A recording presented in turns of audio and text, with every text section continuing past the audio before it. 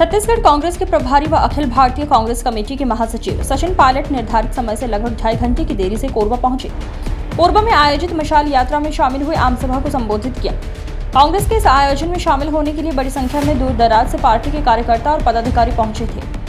मशाल यात्रा में नेता प्रतिपक्ष डॉक्टर चरणदास महंत, प्रदेश अध्यक्ष दीपक बैज, कोरबा सांसद ज्योत्सना महंत के अलावा कांग्रेस के वरिष्ठ नेता टीएस सिंहदेव व जयसिंह अग्रवाल, कोरबा से लगे अन्य जिलों के कांग्रेस विधायक, सेवा दल के कार्यकर्ता व कांग्रेसी पदाधिकारी शामिल हुए।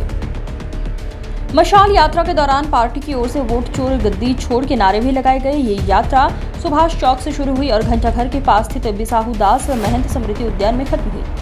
इस यात्रा में शामिल लोगों ने हस्ताक्षर अभियान में शामिल होकर अपना हस्ताक्षर किया। निर्धारित समय के अनुसार सचिन पायलट को शाम 7 बजे कोरबा में आयोजित मशाल यात्रा में शामिल होना था, लेकिन सचिन करीब 2.5 घंटे की देरी से कोरबा पहुंचे। इस दौरान कार्यकर्ता उनका इंतजार करते रहे। अपने नेता की एक झलक पाने के लिए खराब मौसम में भी कार्यकर्ता इंतजार करते रहे। कांग्रेस पार्टी ने आदरणीय खड़गे साहब ने, राहुल गांधी जी ने एक आह्वान किया है कांग्रेस पार्टी के तमाम कार्यकर्ताओं से कि समूचे देश में हम लोग जाएं और जो वोट चोरी का प्रकरण तथ्यों के साथ राहुल जी ने देश के सामने रखा है, निर्वाचन आयोग ने आज तक उसका कोई जवाब नहीं दिया। हमने प्रमाण और डेटा के साथ ये दिखाया कैसे कर्नाटक में वोट चोरी हुई और चुनाव परिणाम बदलने में वो कामयाब रहे। हम चाहते हैं इसकी निष्पक्ष जांच हो, हमको वोटर लिस्ट दी जाए, सीसीटीवी फुटेज जो पोलिंग बूथ की रिकॉर्डिंग होती है उसको नष्ट न किया जाए और चुनाव आयोग किसी दल और सरकार के दबाव में ना काम कर जनता के हितों की रक्षा करे। संविधान ने हमको जो अधिकार दिया है, अगर वोट सबसे बड़ा अधिकार है, और अगर आप चोरी करने की बात करते हैं तो यहाँ हम देख रहे हैं जंगलों की हो रही है चोरी, खानों की चोरी हो रही है, संसाधनों की चोरी हो रही है, लेकिन इस लोकतंत्र में सबसे बड़ा हमारा जो वरदान है वो वोट का अधिकार है। अगर उसकी चोरी होगी तो हम सड़कों पर आएंगे। जनता के हक अधिकार के लिए संघर्ष करने के लिए पूरा कांग्रेस पार्टी का परिवार सड़कों पर है और आज हम लोगों ने हस्ताक्षर अभियान चालू किया है। अगले 3-4 हफ्ते तक हम करोड़ों लोगों से मिलकर हस्ताक्षर लेंगे और दबाव बनाएंगे दिल्ली में कि निष्पक्षता से अपनी कार्रवाई को करें और इस देश में हमारे लोकतंत्र की जड़ें जो इतनी मजबूत और गहरी हैं उनको कोई आंच ना पाए, ये हम सबकी सामूहिक जिम्मेदारी है। सर, छत्तीसगढ़ के जो गृह मंत्री हैं उन्होंने आरोप लगाया है बहुत से नेताओं के खिलाफ जो आरोप लगे थे उसको भी एसपी के रिपोर्ट में क्लोजर दिया गया, उस पर क्या कहना है? हम सबका आप एक ही लक्ष्य है, कांग्रेस पार्टी कैसे मजबूत हो, आने वाले समय की चुनौतियों का हम सामना करें, संगठन मजबूत हो, राहुल जी के हाथ मजबूत हो और अनेक राज्यों में हम अपनी सरकार बना सकें। सर, छत्तीसगढ़ के जो गृह मंत्री हैं उन्होंने कहा है कि जिन्होंने फर्जी तरीके से नाम जुड़ा उन एफआईआर दर्ज करेंगे। राहुल जी आरोप लगाते हैं लेकिन बिहार में जब सुधार होता है तो विरोध कर रहे हैं।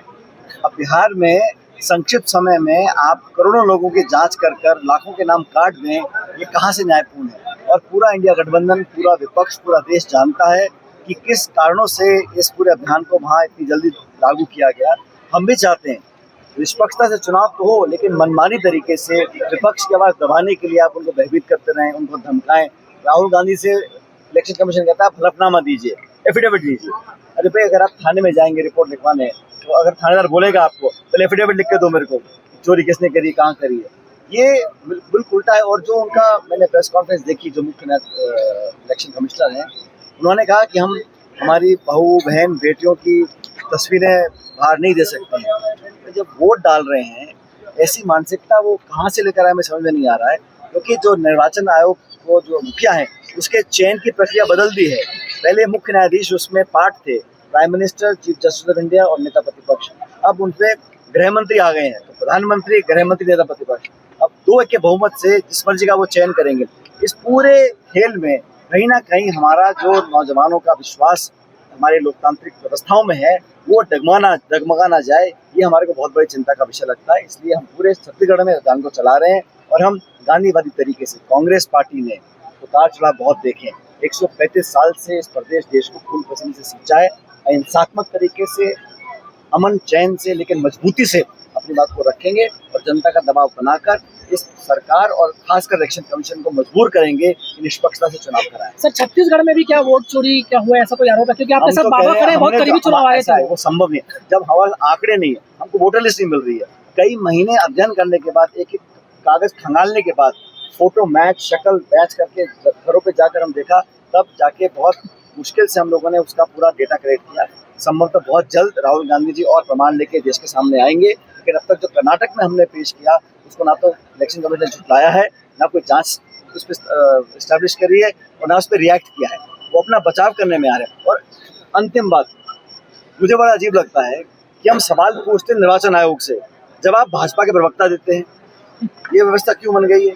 जनता को इस बात का जवाब चाहिए। पायलट जी, कांग्रेस के पास देश और प्रदेश में वोट चोरी के अलावा कोई मुद्दे हैं? सबसे बड़ा मुद्दा यही है, जो पिछले 11 साल से लूटपाट हुई है, महंगाई और बेरोजगारी बढ़ गई है, वो जनता के मुद्दे हैं। लेकिन अगर वोट का जो अधिकार है वही ताकत है।